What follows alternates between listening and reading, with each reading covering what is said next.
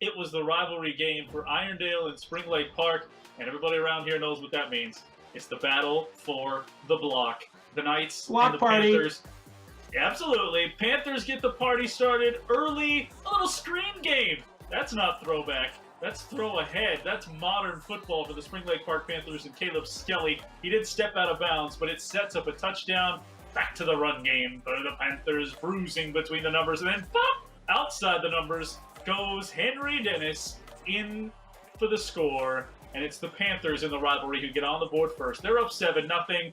Ooh, a little trickeration on the reverse, and a little slip through a seam for Nate Lipke to the right side. He's bumped out of bounds inside the 20, but it sets up a potential touchdown scoring drive. Later on the drive, it's 4th down, and here comes the Payne. Aaron Payne, able to dive in for the score. Hey, look, we know those guys. By the way, apologies to Josh Ojal on the left. Totally spaced on his name during the game. Everybody remembers Zach. Josh was big time, too. Look at this big time pitch, though. That's like Zach Ojal would do to Isaiah Carrington or someone back in the day. Instead, it's to Aaron Payne down inside the 5, and then Clausen, the keeper. Plenty of space on that left edge, and he goes in for the score. 3-score Panther lead.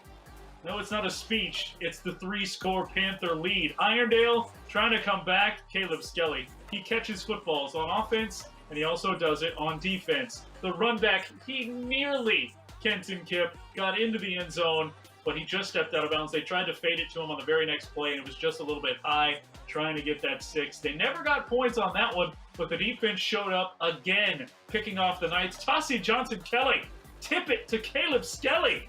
Those two rhyme, and they get together in great rhythm as well. And another turnover for the Panthers. Inside give to Henry Dennis for the capper with less than a minute to go. 28-0. The block stays with the Spring Lake Park Panthers. They win it again. They've dominated the series, and the Panthers shut out the Knights and are now 1-1. You take a look at some of those numbers. Heavily on the ground, obviously, for the Spring Lake Park Panthers, 226 on the ground, as did throw for 81, and it was the defense that was able to step up. They could have had more points, Kenton, but Spring Lake Park could not hang on to the football. They had something like 6 fumbles. They only lost 3 of them, thankfully, on their side, but they were able to pick off Jack Zuffer 3 times to kind of even up that turnover battle. Good win, bouncing back from that first week loss. Panthers 28-0 beat the Irondale Knights.